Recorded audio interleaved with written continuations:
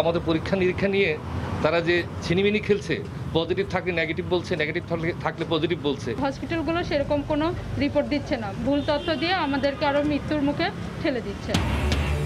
ভুয়া Covid report দিয়ে কোটি টাকার ব্যবসা করা রিজেন্ট হাসপাতাল সিলগালা, বন্ধ প্রধান কার্যালয়েও চেয়ারম্যান শাহেদের কুকীর্তি ফাঁস। করোনা সংক্রমণের চূড়া অতিক্রম করেছে বাংলাদেশ। স্বাস্থ্য অধিদপ্তরের তথ্য বিশ্লেষণে মত বিশেষজ্ঞের 1055 জনের মৃত্যু, শনাক্ত 3027 জন। বেগম জিয়ার জামিনের মেয়াদ বাড়ানোর বিষয়ে সরকারের দিকেই তাকিয়ে বিএনপি, পরিবারই ঠিক করবে পরবর্তী পদক্ষেপ।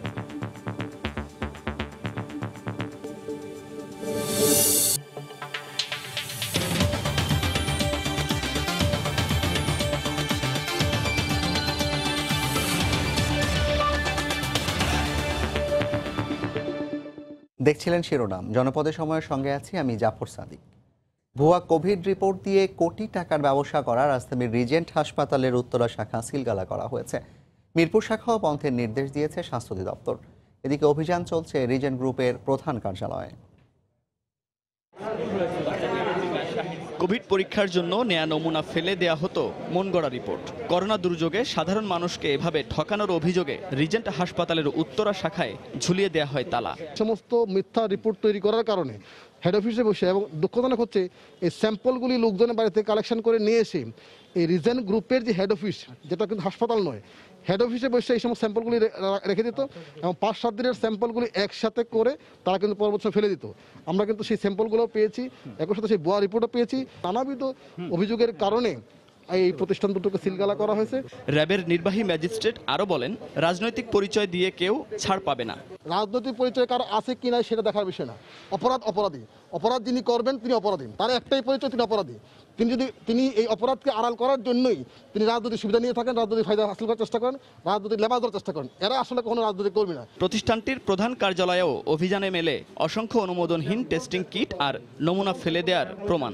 যে রিপোর্ট তৈরি করে এই রিপোর্টগুলি তার লোকজনের মেইলে পাঠাইতো এবং এইগুলো স্যাম্পল কালেকশন করার সময় তারা আপনার হচ্ছে যে টাকা দিত 3500 করে দিত। এবং এদের মধ্যে এই যে ফেক রিপোর্ট দিত, এই ফেক রিপোর্টের মধ্যে যাদেরকে আবার পজিটিভ দিত, তো এই লোকজন তো বাসায় থাকতো এবং এই লোকজন আবার যখন 14 দিন পর বা 15 দিন পর সেকেন্ড টেস্ট করাতে আসতো তখন আরও 1000 করে নিত। 2014 সালের পর নবায়ন হয়নি উত্তরা শাখার লাইসেন্স, আর 17 সালের পর নবায়ন হয়নি মিরপুর শাখার অনুমোদন।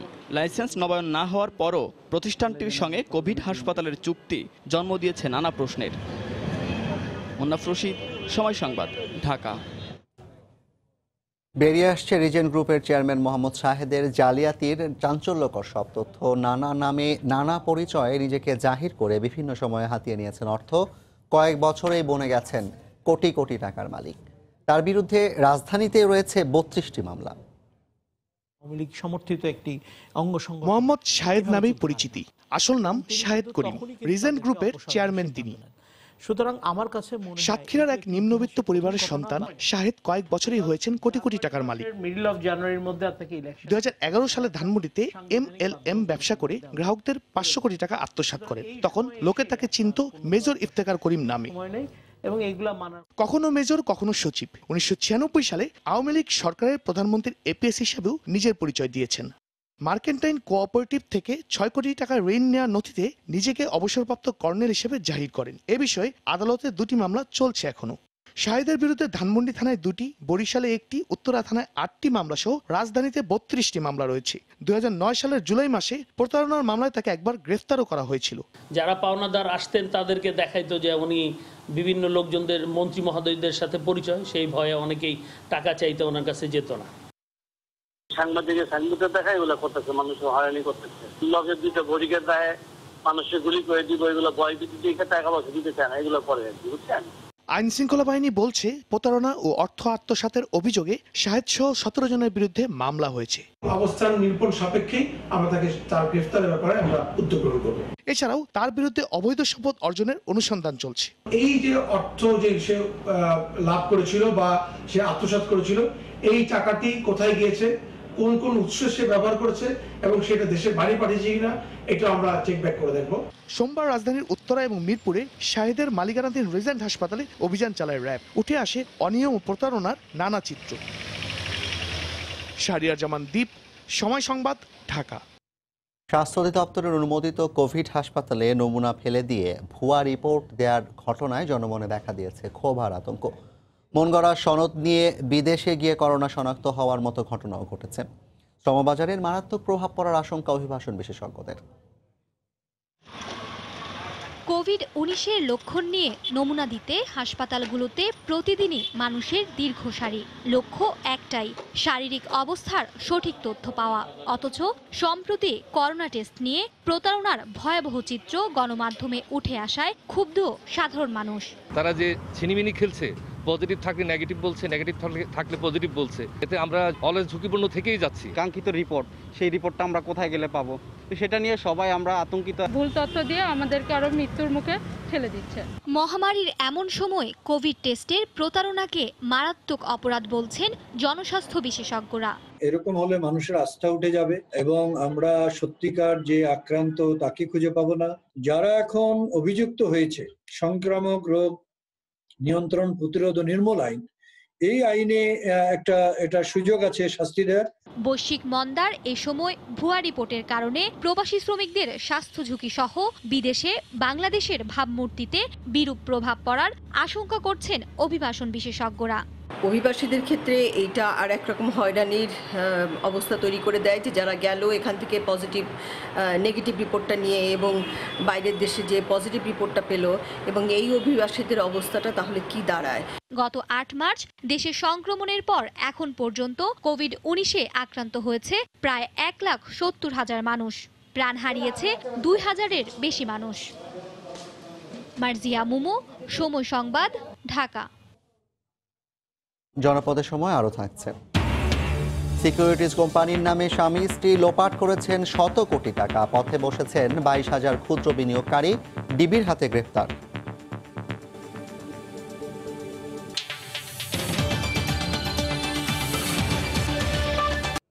দেশে করোনা আক্রান্ত আরও 55 জনের প্রাণ গেছে। এ নিয়ে মৃতের সংখ্যা দাঁড়ালো 2,151 জনে। 13,173 জনের নমুনা পরীক্ষায় 3,027 জনের দেহে ভাইরাসটি শনাক্ত হয়েছে। মোট আক্রান্তের সংখ্যা এখন 1,68,645 জন। দুপুরের নিয়মিত বুলেটিনে এ তথ্য জানায় স্বাস্থ্য অধিদপ্তর।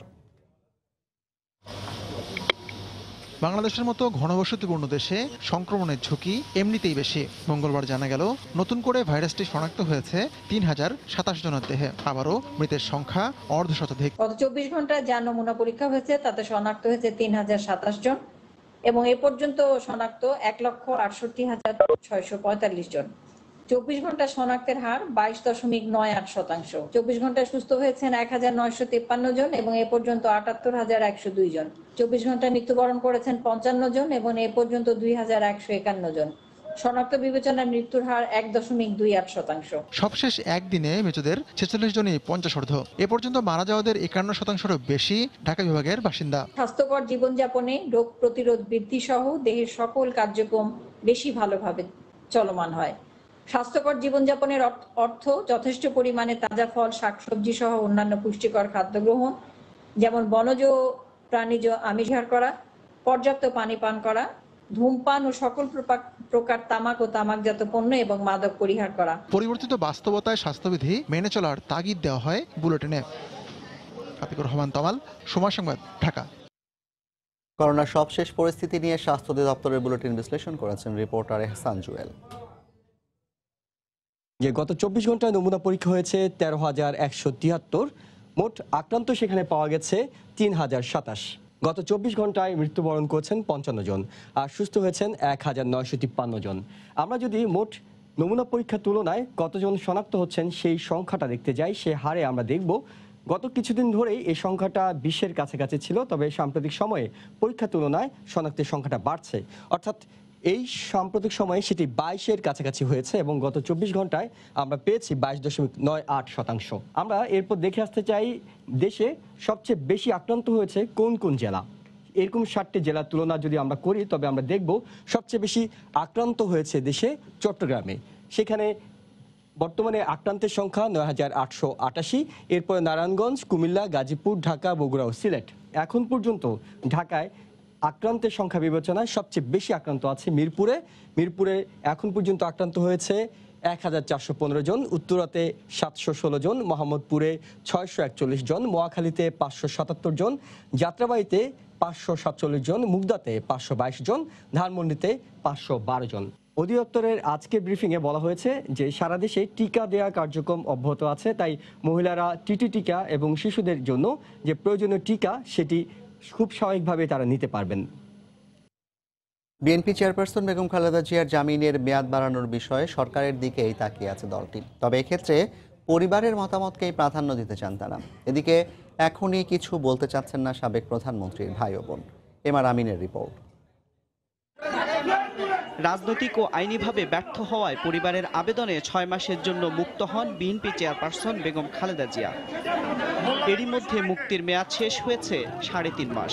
বাকি 2.5 মাস পর কি হবে এ নিয়েই এখনই শুরু হয়েছে আলোচনা। বিএনপি নেতারা বলছেন পরিবারের সিদ্ধান্তের পরই করণীয় ঠিক করবে দল। আইনের মধ্য থেকেই যেভাবে ওনাকে মুক্ত থাকার সময়টা দেওয়া হয়েছে সেভাবেই সরকারের কাছ থেকে সুবুদ্ধির উদয় হবে, এটাই আমরা প্রত্যাশা করি। আজকে যখন নির্বাহী আদেশের মাধ্যমে উনি মুক্ত হলো, আমি আশা রাখি যে বর্তমান সরকার প্রধান অবশ্যই দেশনেত্রী বেগম খালেদা জিয়ার জামিনটাকে স্থায়ীভাবে করবেন এবং আমরা তার নিঃশর্ত মুক্তি কামনা করছি।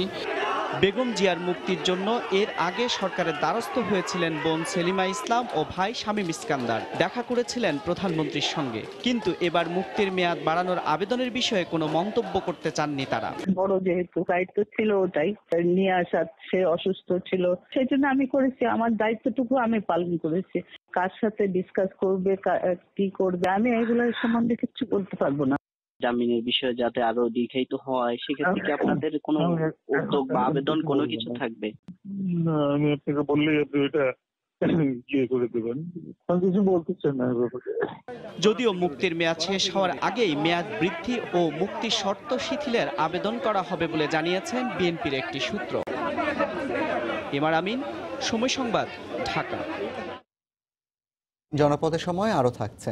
ছেলে মেয়েরা কখনো 10 টাকা 5 টাকা চাইলে আমরা সেটা দিতে পারি না, খুব কষ্টে আছি। বৈশ্বিক মন্দায় কর্মী ছাঁটাইয়ের পথে হাঁটছে বহুজাতিক প্রতিষ্ঠানগুলো। দেশে অন্তত 1.5 কোটি মানুষের বেকার হওয়ার শঙ্কা।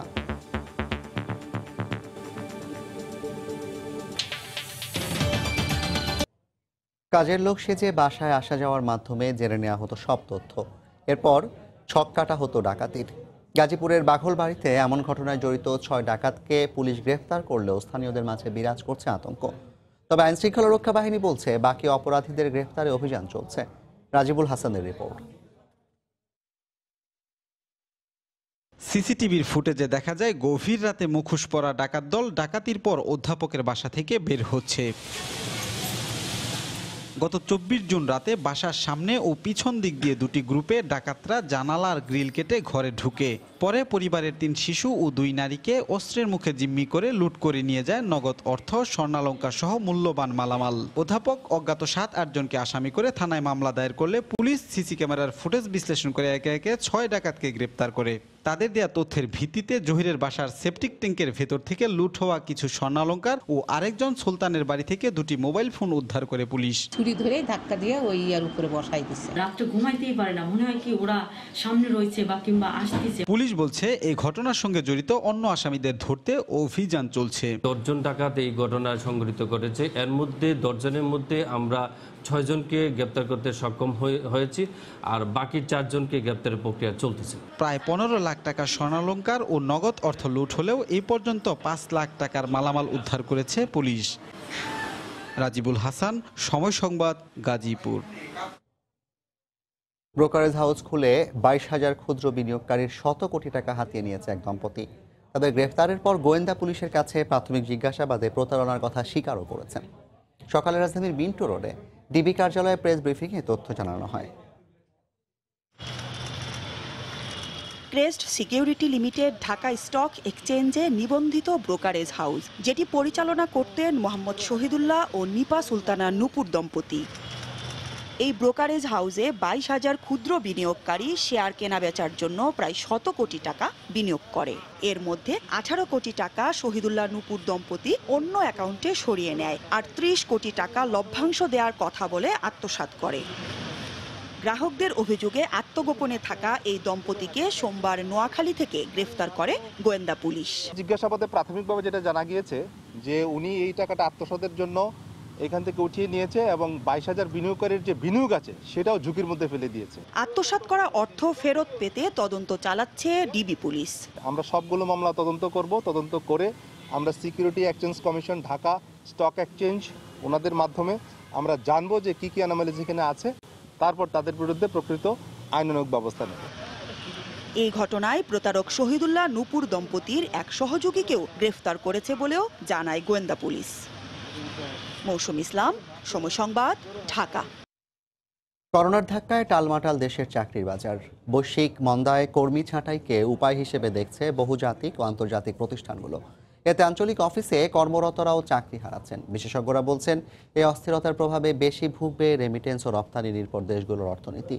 তাই অভ্যন্তরীণ অর্থনৈতিক কাঠামো শক্তিশালী করার পরামর্শ তাদের। সেলিয়া সুলতানার রিপোর্ট। এখন করোনার সাথে যুদ্ধ না, নিজের ক্ষুধার সাথে যুদ্ধ করতেছে মানুষ। স্বপ্নের এই শহর বহু আশার হাতছানি। টাকার হিসেবে বিকোয় সব মৌলিক প্রয়োজন, কিন্তু ইঞ্জিনিয়ারিং শেষ করে পাওয়া চাকরিটিও ছুটে যাওয়ায় নিঃস্ব হয়ে আবার ফিরে যাওয়া। কারো কারো তো ফেরার উপায়ও থাকে না। ছেলে মেয়েরা কখনো 10 টাকা 5 টাকা চাইলে আমরা সেটা দিতে পারি না। খুব কষ্টে আছি। নোটিশ আকারে কোনো ফোকাস করে নাই, তারা আমাদেরকে উইদাউট স্যালারিতে বলতেছে লং টাইম। বড় ছোট বা মাঝারি, করোনা সংকটকালে বিনা নোটিসে সংকুচিত জীবনে আরও সংকুচিত হচ্ছে দেশি বা বিদেশি সব ধরনের চাকরির বাজার। আমাকে টেলিফোন করে আমার কোম্পানি থেকে বলা হলো যে এই প্যান্ডেমিক সিচুয়েশনের কারণে আমরা রিপ্লেসমেন্টে যাচ্ছি এবং আপনি তাদের মধ্যে একজন, এবং আগামী কয়েক মাস পরে কি হবে আমি সেটাও জানি না। গবেষণা প্রতিষ্ঠান পলিসি রিসার্চ ইনস্টিটিউট বলছে, করোনায় চাকরি হারাতে পারেন দেশের অন্তত 1.5 কোটি মানুষ। এতে শুধু অভ্যন্তরীণ প্রতিষ্ঠান নয়, অর্থনৈতিকভাবে শক্তিশালী দেশগুলোর চাকরিচ্যুত ও বেকারত্ব পরিস্থিতিও আশা জাগানিয়া নয়। আইএলও বলছে, আগামী 3 মাসে বিশ্বের 19.5 কোটি মানুষ তাদের চাকরি হারাতে যাচ্ছেন, যার মধ্যে 12.5 কোটির বসবাস এশিয়া ও প্রশান্ত মহাসাগরীয় অঞ্চলের দেশগুলোতে। দেশের শ্রমবাজার অলরেডি কিন্তু নানা ধরনের সমস্যার সংকুল।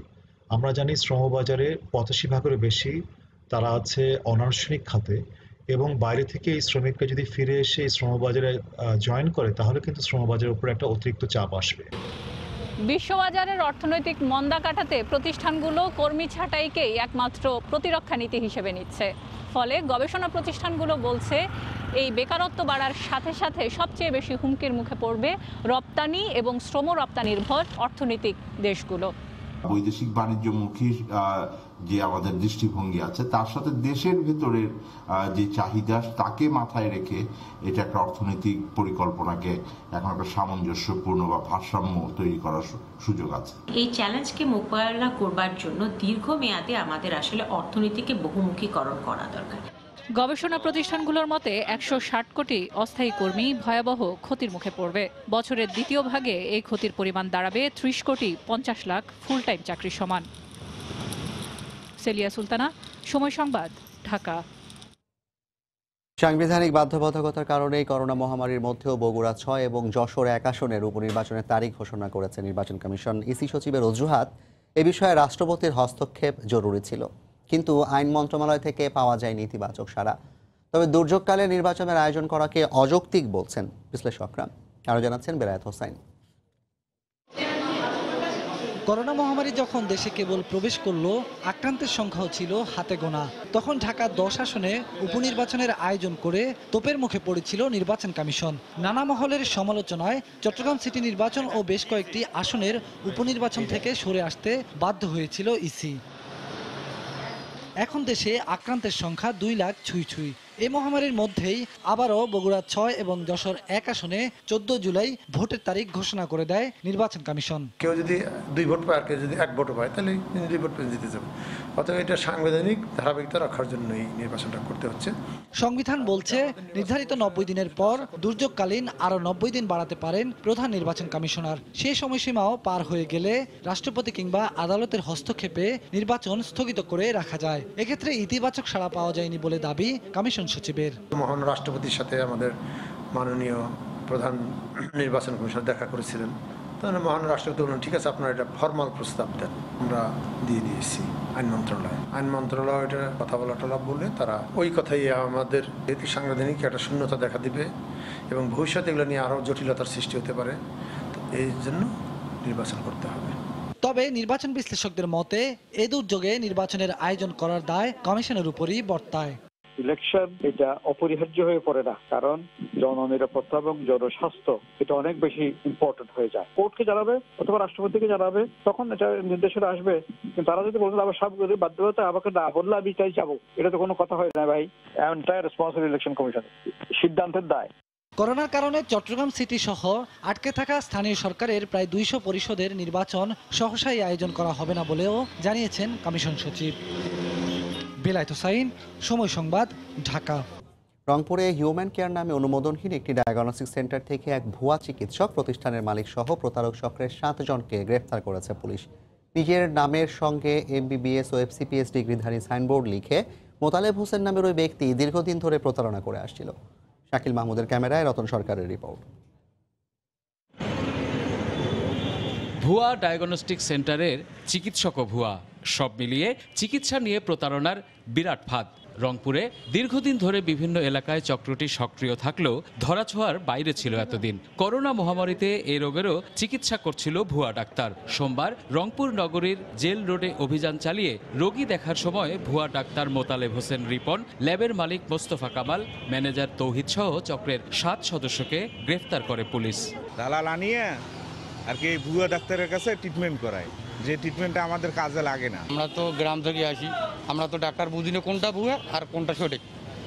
আমরা আসি যে এখানে মনে করেন যে পড়ি যাই দালালের কাছে। সিস্টেম ছিল 600 টাকা ভিজিট নিত, 300 টাকা ডাক্তার নিত, 200 টাকা পিছু পেত। আমাদের যদি ক্ষতি হয় সেটা আমি মনে করি তার উচিত একটা বিচার হওয়ার দরকার। মঙ্গলবার দুপুরে কোতোয়ালি থানায় প্রেস ব্রিফিংয়ে জানানো হয়, অভিযানের সময় চিকিৎসকের সনদ ও ল্যাবের অনুমোদনপত্র দেখাতে পারেনি তারা। সে কিন্তু কোনো কাগজপত্র দেখাতে পারে না, একটা কাগজও দেখাতে পারে না। তাদের সঙ্গে একটা দালাল চক্র আছে। এই দালাল চক্রগুলো তারা বিভিন্ন জায়গা থেকে সশরীরে মানুষকে নিয়ে আসে এখানে এই ভুয়া ডাক্তারের কাছে এনে, এমনকি করোনার সময় সে করোনা চিকিৎসা করতেছে, যেটা খুবই ভয়াবহ। অভিযুক্তদের বিরুদ্ধে যথাযথ ব্যবস্থা নেয়ার আশ্বাস দিয়েছেন সিভিল সার্জন। রেজিস্ট্রেশনবিহীন বিভিন্ন প্যাথোলজি, ইভেন ক্লিনিকও আছে রেজিস্ট্রেশনবিহীন। এইসব ব্যাপারে আমরা রেগুলার তদন্ত করব এবং সেটা তার যথাযথ ব্যবস্থা গ্রহণ করব।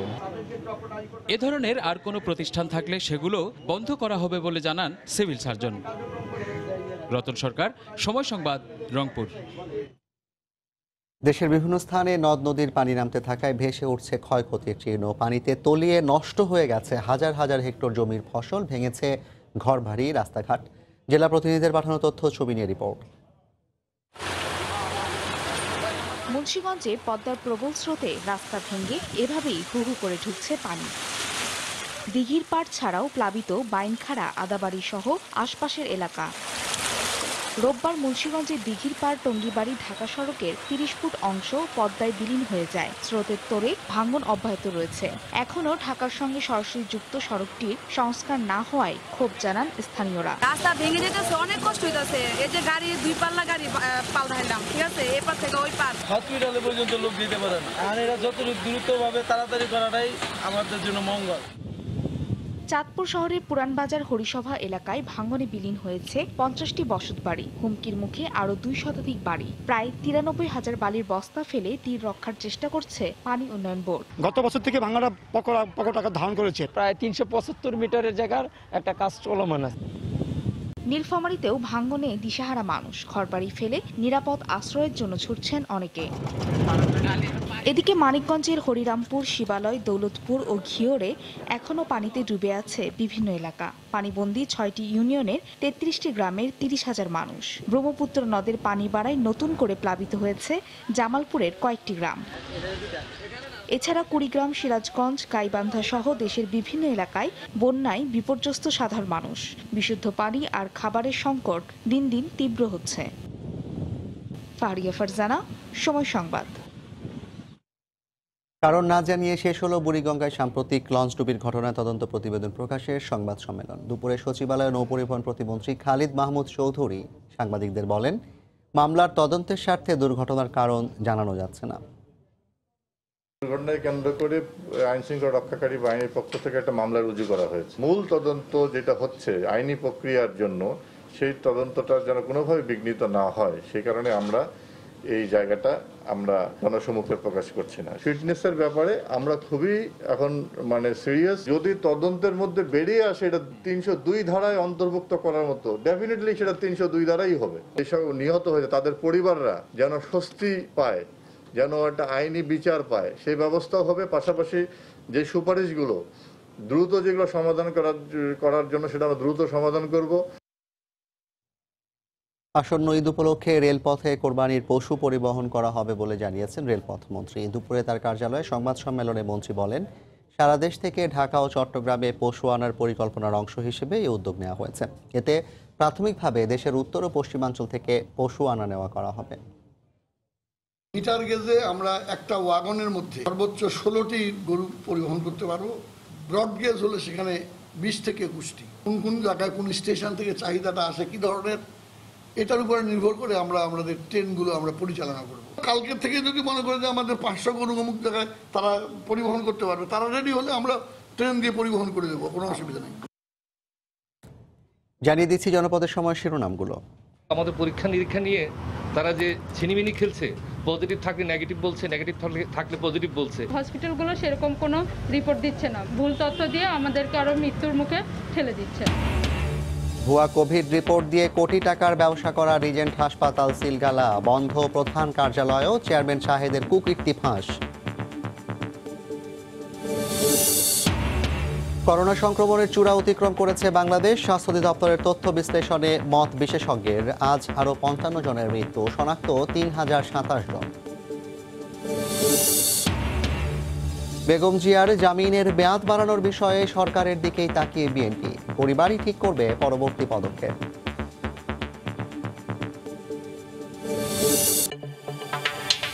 এই ছিল এখনকার মতো। আপনার মোবাইলে সময় সংবাদ দেখতে ও সব খবর পেতে ডাউনলোড করুন সময় অ্যাপ, আর সঙ্গে থাকুন সময়।